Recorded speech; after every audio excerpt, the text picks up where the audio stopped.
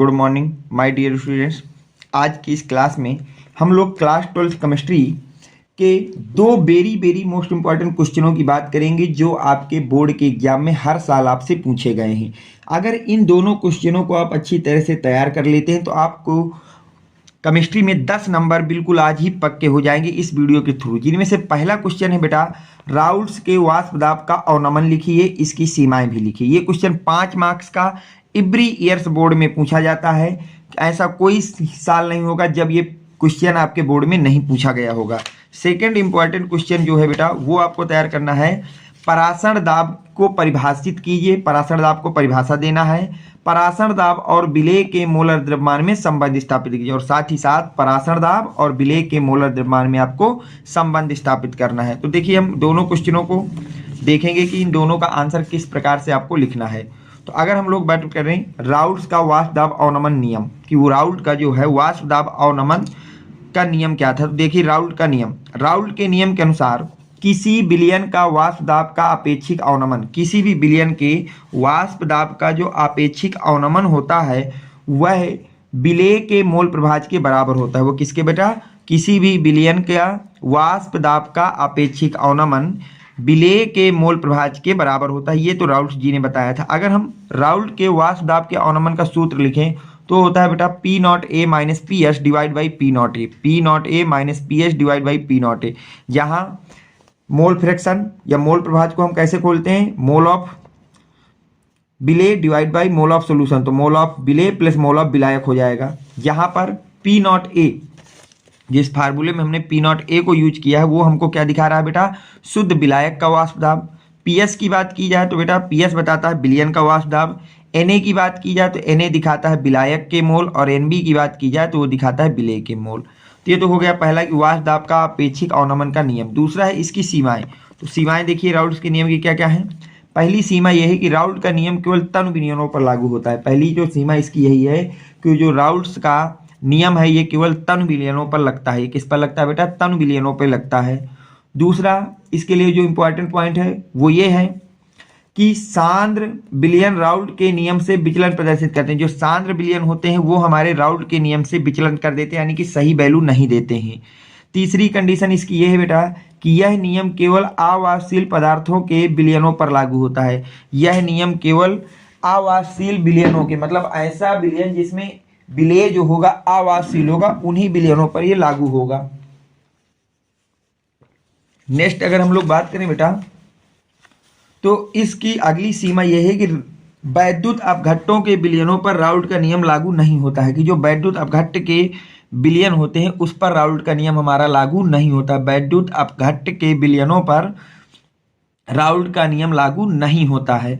अगला बेटा, जो पदार्थ विलयनों में सगुणित हो जाते हैं, जो पदार्थ विलयनों में बेटा सगुणित हो जाते हैं उन पदार्थों के विलयनों में भी राउल्ट का नियम पालन नहीं करता है। मतलब ऐसे विलयन जिनमें हमारे जो विलेय पदार्थ है वो सगड़ित या वियोजित हो रहे हैं तो उन पदार्थों के विलयनों पर भी आपका राउल्ट का नियम नहीं लगेगा। तो ये तो उसकी सीमाएं हो गई। चलते हैं नेक्स्ट क्वेश्चन पे। नेक्स्ट क्वेश्चन कह रहा है बेटा परासरण दाब को परिभाषित कीजिए। परासरण दाब को परिभाषित कीजिए। परासरण दाब और विलेय के मोलर द्रव्यमान में संबंध स्थापित कीजिए। तो सबसे पहले हम बात करते हैं परासरण दाब। बेटा परासरण की क्रिया में विलायक के अणु कम सांद्रता से अधिक सांद्रता की ओर अर्धपारगम झिल्ली द्वारा गति करते हैं।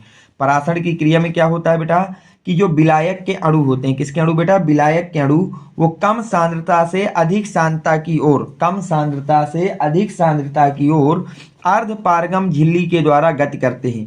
इस गति को रोकने के लिए जो दाब लगाया जाता है उसी दाब का नाम क्या होता है बेटा, परासरण दाब। तो पहला तो आपको ये पता होना चाहिए कि परासरण दाब होता क्या है। यह परासरण की क्रिया को रोकने के लिए, परासरण की क्रिया में जो विलायक के अणु कम सांद्रता से अधिक सांद्रता की तरफ अर्धपारगम झिल्ली से होकर जाते हैं उसकी गति को रोकने के लिए विलयन की तरफ जो बाह्य दाब लगाया जाता है उसी बाह्य दाब का नाम होता है परासरण दाब। उदाहरण की बात करें तो पेड़ों द्वारा जल को जड़ से शाखाओं में पहुंचना, पेड़ों के द्वारा जल को जड़ों से शाखाओं में पहुंचना, पेड़ों के द्वारा जो जल होता है उसको शाखाओं में पहुंचना आपका इसका उदाहरण है। अब सेकंड क्वेश्चन ये था बेटा परासरण दाब और विलेय के मोलर द्रव्यमान में संबंध स्थापित करना है। तो देखिए उसका परासरण दाब और विलेय के मोलर द्रव्यमान में संबंध। तो बॉयल वान हाफ के नियम से हम लोग सब शुरुआत करते हैं बेटा। तो इस नियम के अनुसार स्थिर ताप पर परासरण दाब आयतन के व्युत्क्रमानुपाती होता है। स्थिर ताप पर, यानी कि ताप अगर हमने स्थिर कर दिया तो जो परासरण दाब होता है वो आयतन के व्युत्क्रमानुपाती होता है। तो यानी कि P व्युत्क्रमानुपाती 1/V। V वह आयतन है जिसमें विलेय का 1 मोल घुला हो। V वो है जिसमें विलेय का हमारा कितना आयतन घुला हो बेटा, 1। ठीक है, तो अगर हम सांद्रता का फार्मूला लगाएं, सांद्रता क्या होती है, मोल बटे आयतन। तो आयतन हमने मान लिया है V और मोल मान लिया है 1। तो 1/V जो है इसकी जगह हम क्या लिख सकते हैं, C। तो P डायरेक्टली प्रोपोर्शनल C आ गया। क्या आ गया बेटा, C। तो यहां से हम लिख सकते हैं स्थिर ताप पर विलयन का परासरण दाब उसकी सांद्रता के समानुपाती होता है। स्थिर ताप पर विलयन का परासरण दाब उसकी सांद्रता क्या होता है बेटा, समानुपाती होता है। नेक्स्ट, चार्ल्स वान हाफ के नियम से, अगला जो है चार्ल्स वान हाफ के नियम से बेटा।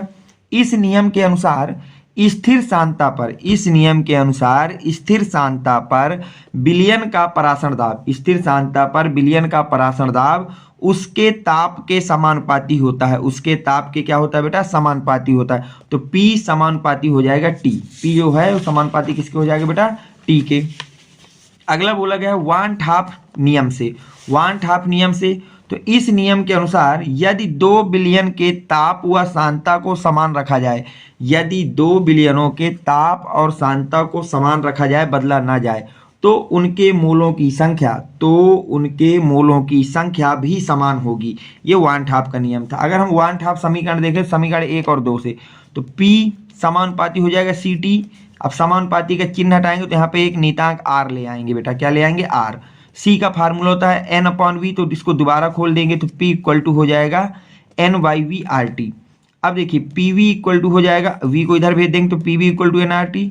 N को खोलेंगे WM द्रव्यमान बटे अणुभार। तो यहाँ पे N की वैल्यू रख देंगे WIM। PV equal to WRT/M। तो M को इधर लिख सकते हैं, PV को इधर ले आते हैं, तो M बराबर हो जाएगा WRT/PV। ये हमारे पास संबंध आ गया, जहाँ M बताता है विलेय का अणुभार, W बताता है विलेय का द्रव्यमान, R बताता है विलयन स्थिरांक। R की जगह आप यस का भी प्रयोग कर सकते हैं। और P बताता है परासरण दाब को, और परासरण दाब को P की जगह आप पाई से भी निकाल सकते हैं। V जो है विलयन का आयतन को बताता है और T जो है विलयन के ताप को बताता है। तो ये दोनों ही मैंने आपको जो लॉन्ग क्वेश्चन थे, दीर्घ उत्तरीय क्वेश्चन थे, जो बहुत ही ज़्यादा इंपॉर्टेंट है बोर्ड के पॉइंट ऑफ व्यू से, मैंने आपको दोनों के दोनों सॉल्व करके बता दिए हैं। इनके प्रॉपर आंसर भी बता दिए हैं। इसके बाद भी अगर आपको कोई डाउट रहता है तो आप अपने डाउट को कमेंट सेक्शन पे लिखें ना, उसको मैं जल्द से जल्द सॉल्व करने की पूरी कोशिश करूंगा। Thanks for watching. Next video coming soon.